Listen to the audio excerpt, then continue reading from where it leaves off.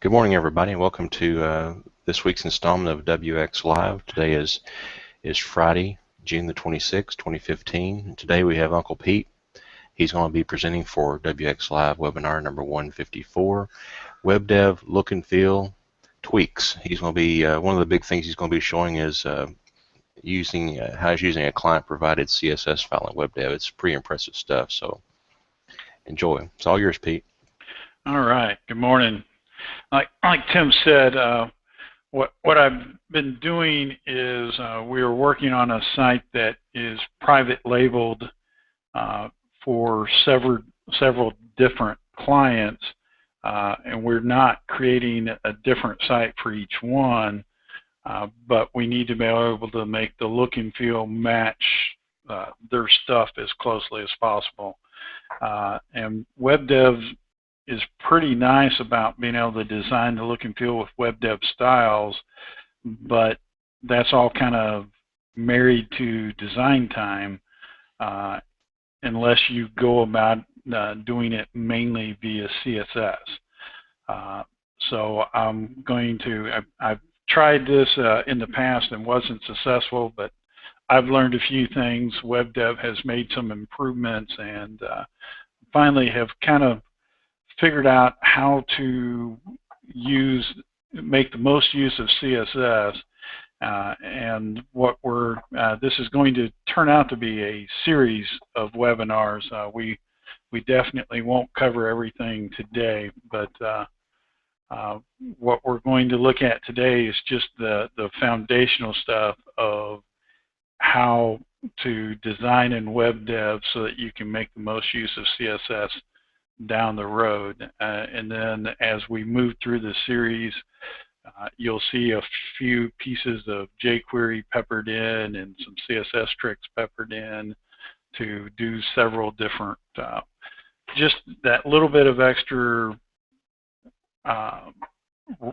dazzle that makes your website look a little nicer and stand out from the, I too own Joomla type site. So anyway, our first challenge was buttons.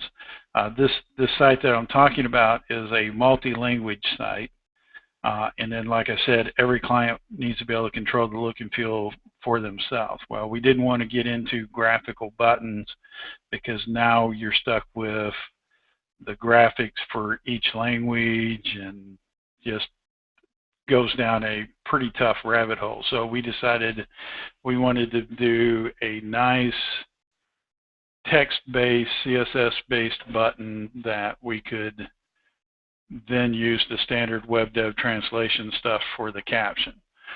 And that's what we're looking at here. I've made this one a little bigger and obnoxious just so you could see it. But you see we have a light gray button with rounded edges, and then when we hover over it, it turns dark and we get the red text. That's all fine and wonderful, and we can do all that straight in a WebDev style. So let's just look at first how I did that via the WebDev style. Whoop. All right, so if we go into description and style, we'll see for the button, I've just defined the font. I've defined the background as being light gray. If you go to images, you'll see that there are no images defined. That got rid of that standard WebDev graphical button. And then if we look at border background, I don't have anything defined there, and you'll see why in just a second. If we, on the CSS, button CSS tab, if we go to more options, and you always have to have the style sheet checked out.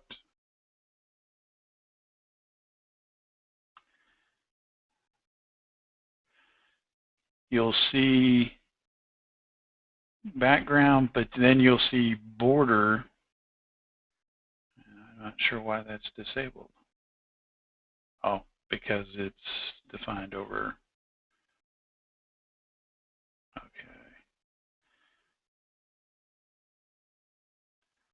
There we go.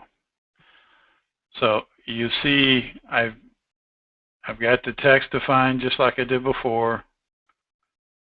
The background light gray, but the border, I'm telling it 12 pixels. I didn't give it a color or anything, so all it's doing is rounding the edges by 12 pixels. Why am I doing this on this tab versus most of us would normally do it over here by coming into this one and doing shape and telling it we want it to be round. The problem with doing it over here is that's not CSS. That's creating, using images to create that round look and so forth.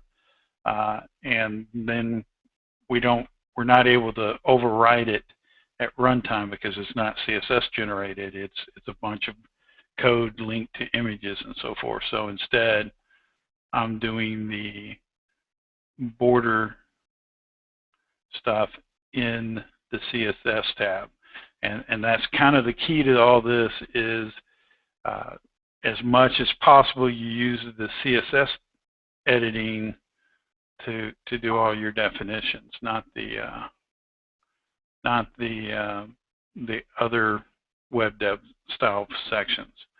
So anyway, you see how my button is defined, and then you'll also see that there are different conditions, and the other one that we want to make some changes for is over. When the mouse is over the button, we want the background to change to gray instead of light gray, and we want the text to become red. So, and you'll see up here, I've got 2 overrides. That's the 2 overrides. Everything else I've got defined as undefined. And you want to do it that way because that means that if I decide to change something over here, if I decide I don't really like it to be bold, I want it to be italic, since that is defined as undefined here, any change I make will apply to anything that's not overridden. So that's my WebDev style definition, and as you saw, that's how that button's working. So that would be all fine and good. And if I was designing a site that I was publishing for my own use, and I didn't need to have any kind of changing the look and feel at runtime, I'd be done. I would do it that way. The problem is that I want to be able to change stuff by having the client provide a CSS file. That way each client can get a slightly different look to the website without me having to keep different versions of the project or anything like that. So for that to happen, instead of defining all this stuff, you'll notice that everything is defined. If we go to the CSS tab, you'll notice that the CSS style is defined as local. Instead, we want to actually create a CSS style, or it's actually a class, although they're called styles in the interface. So we go to the Page tab, and we come down to Styles, and we say Edit the CSS styles.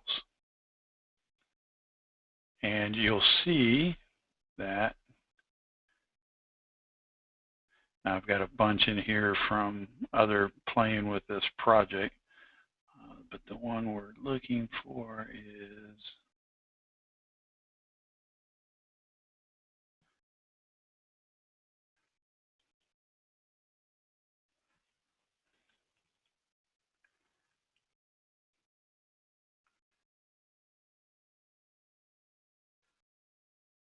okay. Hang on just a second, I gotta find it. Yeah, round. Okay. Style.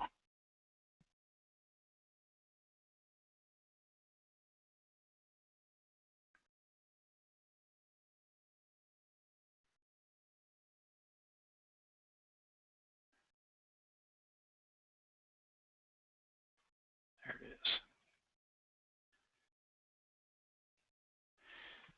All right, so I created a CSS style, and you'll see this is the exact same interface we were just in over there defining it locally, but now instead what I'm doing is just defining the CSS style on its own. But the settings are exactly the same. I've told it, my font, my color, and then when it's hovered over, I want it red, and I want to change the background.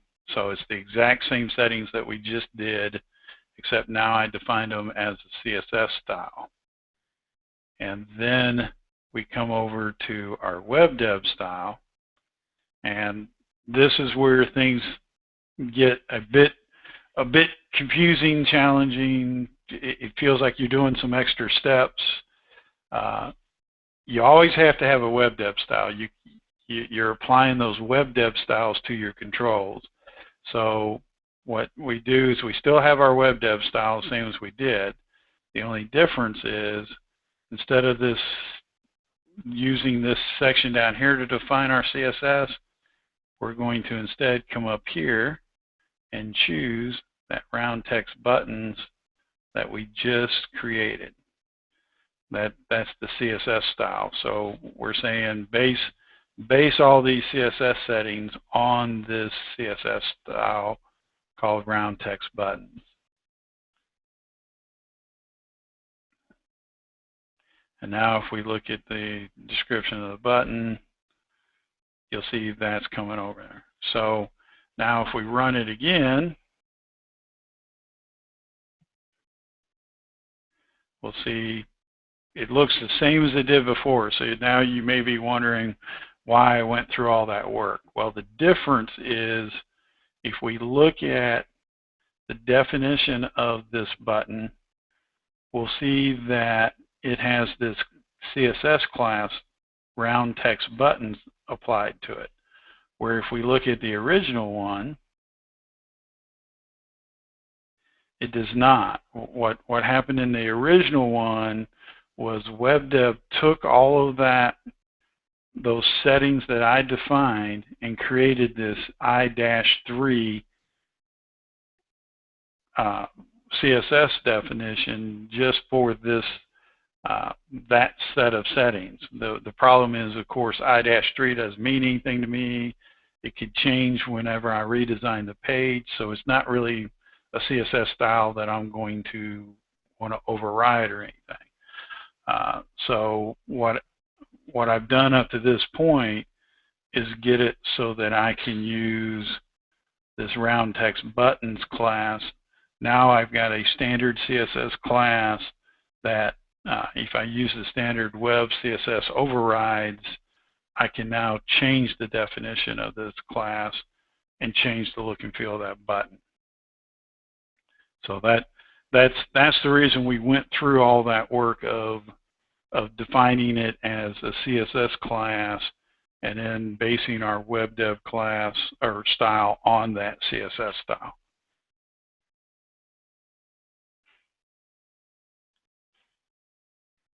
And catch up in my notes.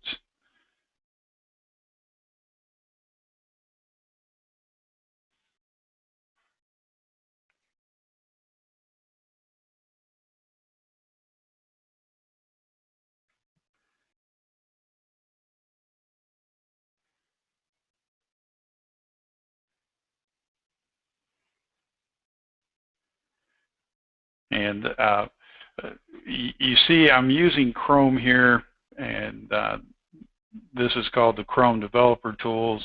I think in Firefox it's called Firebug. I'm not sure what they use in IE, but if you're going to do WebDev work, whatever browser you use, you need to learn how to use its version of this tool if you're going to start trying to push WebDev beyond what's straight out of the box, because as we go forward, you'll see how I use this screen more and more to see how WebDev's generating the code, how it's assigning CSS classes to different elements, and that's how I go about getting stuff and overriding stuff. And I can actually make changes on the fly and test settings and figure out what settings will and won't work before I even do the coding. So I've shown you this before, but it's definitely something that you need to play with and learn. So now that we have that CSS style, now our next piece of this puzzle is we want to be able to replace that CSS style with one provided by our client. Well, the way CSS works is it's all hierarchical. So even though we've got round text buttons class already declared, if further down the code we add a new round text buttons class, it'll layer itself on top and override any settings that are different in it versus our original one. So all we need now is a CSS file for round text buttons with different settings in it. And the first thing you get into is, okay, what CSS settings do I need to set in that? How do I create that file? And you can kind of see those CSS settings over here. There's our round text buttons class, and you'll see all these settings that have been applied. But I don't want to create that from scratch because I'm not that good. I can't spout CSS off the tip of my tongue. So you can either use a CSS editor, experiment with that, do a bunch of Googling, or we can kind of use a shortcut. Jerome's watching today, and he may slap my hands because I'm using one of their features in a very different way than the way they intended it to be used. I'm not sure what their intention for the feature is, but what we're doing is I'm using a little trick here to get me a copy of that CSS. So we come back over to the page, edit CSS styles.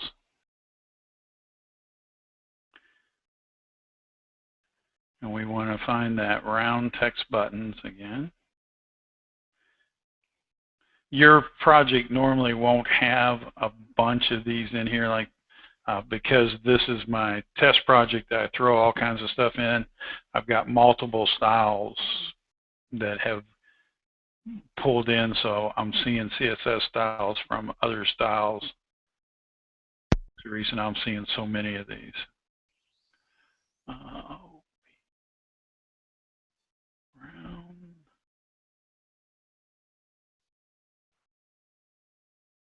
Why am I not seeing it?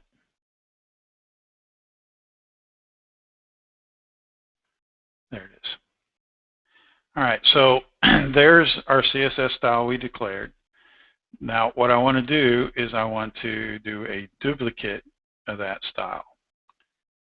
And you'll see in a moment why I did a duplicate instead of choosing that style. So now that we've got a duplicate, now I want to select that duplicate, and then I do the CSS export. And this says where do I want to export it. What I think this feature is about is actually creating a CSS file that can be edited outside of WebDev. But the problem is it's still just one file. It doesn't really fit my needs of I need a different file for each client. So I think this might work for you if you just wanted to, if you were working with a web developer and wanted them to edit the CSS style sheet outside the WebDev environment, you could use this feature for that purpose. But what I'm using it for is just to get me a copy of the CSS out here. So I'm going to say, I'm going to just save it over to the temp directory, and then I'm going to call it custom .css, and before I save that, let me go make sure I don't have one over here. I do not. Okay, so all I'm saying is export that CSS class as custom.css. I click OK. Now, what happened when it did that was it created the file, and it also created this external reference. And you'll notice that that CSS style, the copy one, is no longer in our list here because it's now saying, okay, it's externally declared in this file. Well, that's the reason we did a copy of it and exported the copy, is we didn't want to lose our round text buttons one. We wanted to leave it in our list. So that's the reason I made a copy before I export it. And since we're not really going to use this class here, we can just delete all of that and remove that external reference. Okay, so now if we go over to our temp folder, we'll see that we now have that CSS file. And you'll see those are all the settings that we declared on the screen in the interface. We set the font, we set it to bold, we set the text color, the background color, the radius, and then when it's in hover mode, we're changing the color in the background. So again, I could have done this from scratch, but it's sure a whole lot easier to use that shortcut to do it instead. So now I have that file. We just need to clean this file up a little bit so that it's usable for my purposes.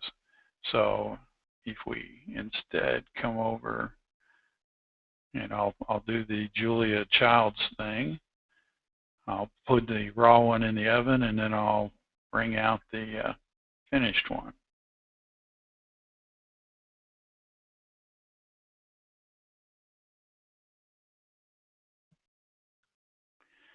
So when I get all done, this is what WebDev exported, and this is my modified one. Obviously, because we made a copy of that class, it changed its name to copy of round text buttons. So we want to get back to round text buttons instead. So I just changed that. All the rest of these settings we left pretty much alone, except you'll notice I added this explanation important to the end of each line. The reason I'm doing that is, like I explained, CSS is like a hierarchical logic. So the last one in is the one that takes precedence. Because of how WebDev generates stuff sometimes, a setting will come from something else over the top of our class. So by putting the important moniker on it, we're saying use mine. Mine is more important than any others that you're getting. For the most part, you don't have to do that, but every once in a while I have something that doesn't work if I don't do it, so I've just gotten in the habit of sticking it on the end of everything. The CSS traditionalists that are out there are probably cringing at me doing that, but it works for me, and it's one less thing that I have to test and see whether I need it or not, so I just stick it on the end of everything. So now we have a CSS file that will override the round text button class that we've already defined inside the WebDev interface. And you know that I'm by no means trying to teach you CSS here. Google has lots of information on that, but I will definitely encourage you to experiment with it and learn learn it because it really lets you start expanding what you can and can't do with WebDev. Hey, Pete, do you have a source that you've Googled that seems to be the best one for teaching of these things? The WC3 stuff is usually what comes up first, but I generally just type in my what I'm trying to do, and Google comes up, and usually within 2 or 3 clicks I've found what I'm looking for. There is a ton of information out there. So no, I don't have any particular one that I use, but I can say that generally within 2 or 3 of the top ones that Google brings back to me, I generally find my answer. One of the good ones is w3schools.com. Yeah, that's one of the ones that generally comes up near the top. In fact, let's go over there. Like if I was trying to figure out how to change the background, I would just type in CSS background, and you notice W3 Schools, the first site that comes to, and it shows you that syntax of that background. The reason why I like it that you can try it out and play around with it. If you click that, try it. Yeah, and what I do beyond that is, and I'll show you this real quick here. That's one of the reasons I love the developer tools, is I can actually come in here and change this and see. I can experiment with CSS changes on my actual page before, instead of having to go change codes, change a CSS file, rerun it, I can come into developer tools and tweak the CSS on the fly and see how those changes are. And then once I get the look that I want, then all I got to do is move those settings over into the file. So now we have a custom CSS file for our round text buttons. The last piece of this is, like I said, the whole idea behind this is I need to be able to have this file provided from the client so that they can get a different look and feel. So how I do that, and there's a million different ways. This is what I've done. Each client has a client ID. As you might guess, it's the primary key of the table. In the web folders, under the web folder, I have a directory called Client Files. Under that folder, I've got one for each client ID. So as you see, I've got client ID 1 and 2, and in each of those folders, I have a custom CSS. So all I do is drop the custom CSS provided by the client into that particular folder for them. So that's how I'm setting up my structure, and then we'll take a look at the code here shortly.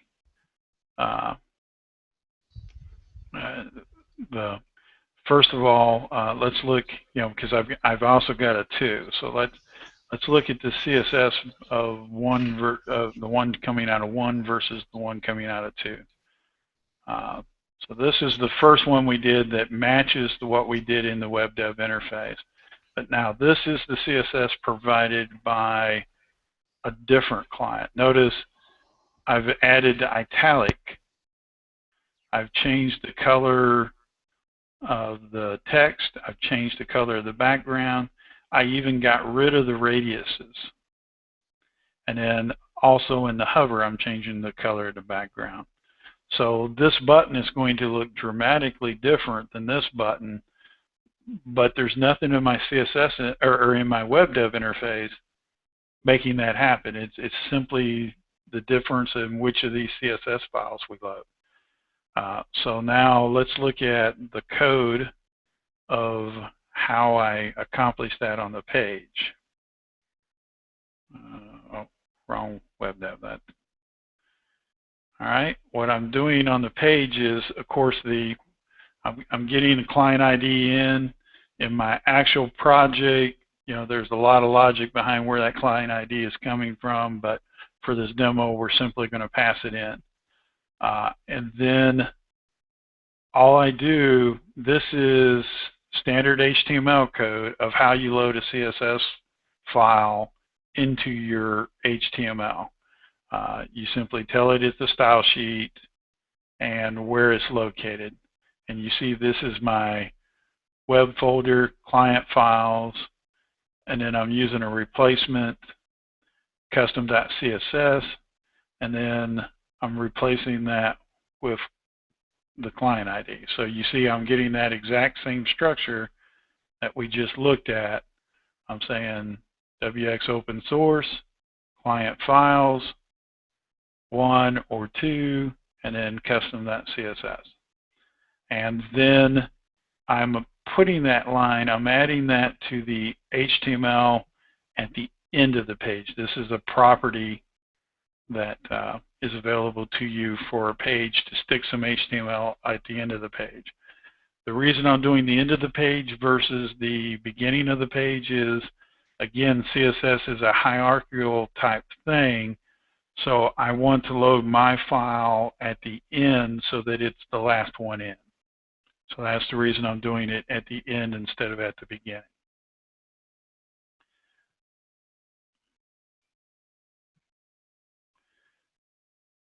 So now if we run the site again, if we inspect that element again, you'll notice if we scroll down, we know that it's getting these settings from our CSS file, because notice the asterisk important behind them.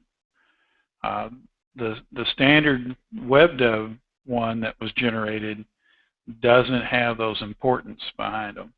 And in fact, let me close these down. We can test that. If I come into Client Files 1, Custom CSS, and I just rename this class so that it's a different name,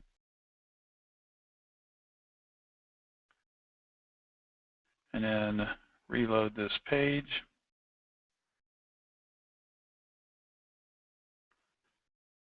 Now, if we scroll down, notice the round text buttons now does not have the importance behind it. So now it's getting that CSS, still the same class name, but now it's getting that class name out of the CSS file WebDev generated. It's getting those settings out of it instead of the settings out of our custom one, because our custom one is loaded with a different class name, so it's not seeing. And again, this is where I could test live. I could change that to the round X class, and notice those changed to the important ones. So again, you're seeing how powerful this is for experimenting with CSS on the fly. So let's go fix that. So I've spent all this time showing you all this, but the button still looks identical to the very first example that we did that was super easy to do. So let's finally get to the proof in the pudding. Let's run this for ID 2. I'm not sure if Gary's online today, but the project this is actually for is for Gary Williams. And what we're doing in our testing, although it's quite hard on the eyes, is we use very obnoxious settings for the CSS of our test site. And the reason we're doing that is we want to make sure that all of our CSS is taking effect. Because sometimes we have to do some tweaking to get our CSS to take effect and so forth. So we have one site that's our normal look and feel, and then we have one site that is absolutely ridiculous settings, so that it's very obvious that all the settings have taken effect and made changes. And I've taken that approach through to this, even on this little button. So if we run for client ID 2, we will now see that our button is green with a blue text, and when we hover over it, it turns pink and the text turns gray. And you'll also notice that the button is square, not round, and that the text is italic. Like I said, all of those settings came because now we're loading this CSS file instead.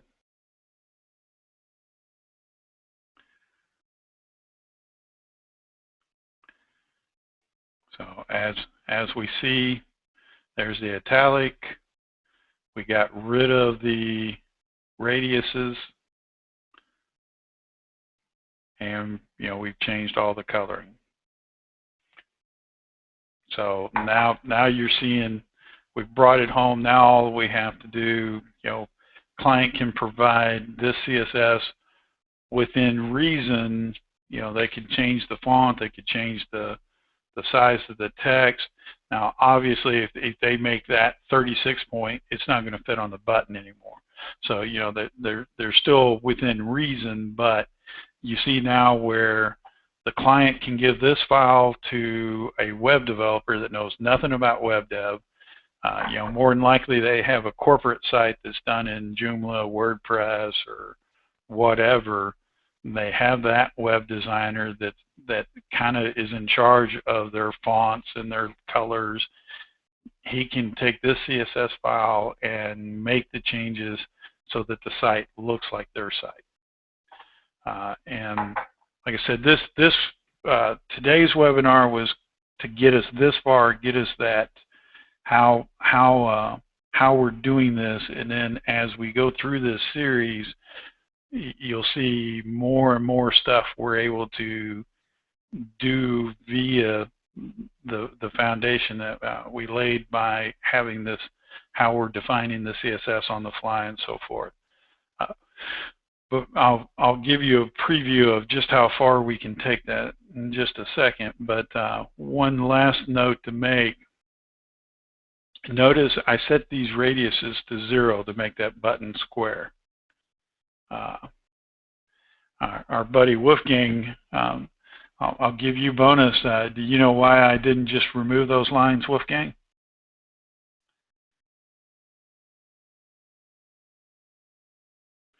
He's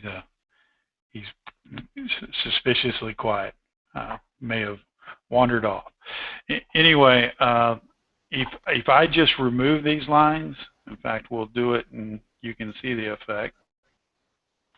You would think that if I don't define a radius, everything would be great and wonderful.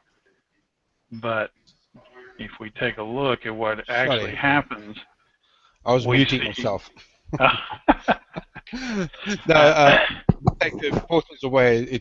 Then you lose overriding characteristics. Exactly. Remember, it's not using just the settings from our CSS file. Override everything. It's stacking them on top of each other. So the CSS for big or for round text buttons that WebDev generated has round radiuses. So if we just leave those radius lines off, then the old one kicks in again. Exactly. So we actually have to override it and explicitly tell it that we want no radius. Yeah. Sorry, I couldn't get my unmuted. Anyway, there you go. All right. So now that's pretty. Let me see if I had any other notes. I don't think I did. So, like I said, that was kind of the foundation. Now, I'll leave you with just how far we can really take this concept. So you're going to leave us a little teaser, right? Yeah, yeah. Some of the things that we will be looking at over the next couple of weeks. This is the site that's actually using all this stuff, and almost everything on this page is being controlled by CSS. And if you don't believe me, let me run it for our test site. And if you got a weak stomach, you might want to look away for a second, because the test site is as obnoxious as it possibly can be. Oh boy. But you see, and this is, we have 2 or 3 things that we have settings in our database, the background colors and so forth. I'm having to set those at the database level versus the CSS level, but everything else we are setting at the CSS level. And as you see, dramatic difference in these 2 sites. Even the borders around things, yeah. Everything is being done, and our CSS file at this point is 188 lines. So there's 188 lines of settings that they can tweak for their look and feel, versus so they can get this site to fairly match their current website, so that it's not a difference. Although I would suspect if their current website looks like this, they may need to hire a web developer anyway. So we're going to be seeing how I did many of the things on this as we go through the next few weeks.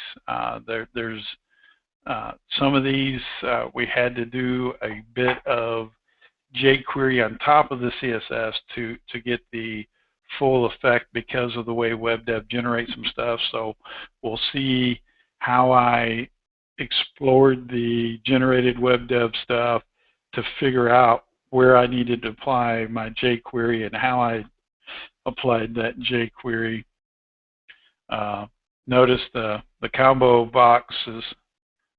You definitely, and let's go back to a slightly more attractive one. You definitely cannot get that kind of combo box out of the box with WebDev. But that's about 6 lines of jQuery to create that combo box. So learning a bit of jQuery, like I said, you don't want to.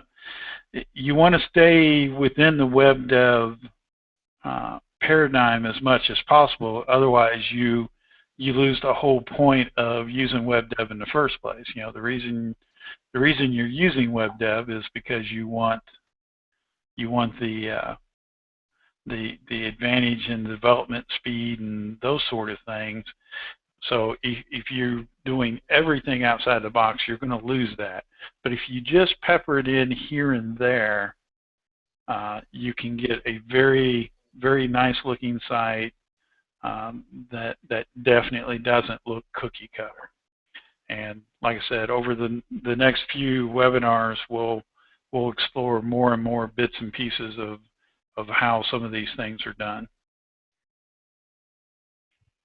Before we go, one of the things that I'd like to mention is a big hats off to the PC Soft team. I think Jerome's still on the line. Version 20 was released last week. I've got one project left to upgrade, and that's actually this project. And the only reason why is that the group I'm doing this site for hasn't upgraded their 20. They're doing it next week. But I've upgraded all my other projects, and I have not had to change one line of code to do so. Yeah, I can confer with that one. I can confer with that one. I've done 4 sites this week, and yeah, no problem at all. Very nice. Yeah, it's unbelievable how well they support upgrades without breaking stuff.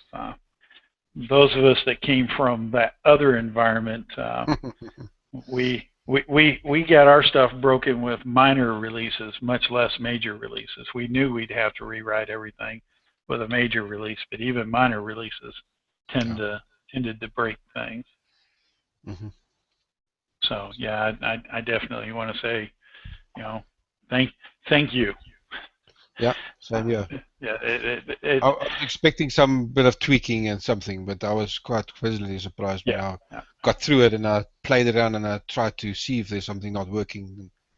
In each case was just easy as resetting it and opening it up at 20 and FTP, and there you're done.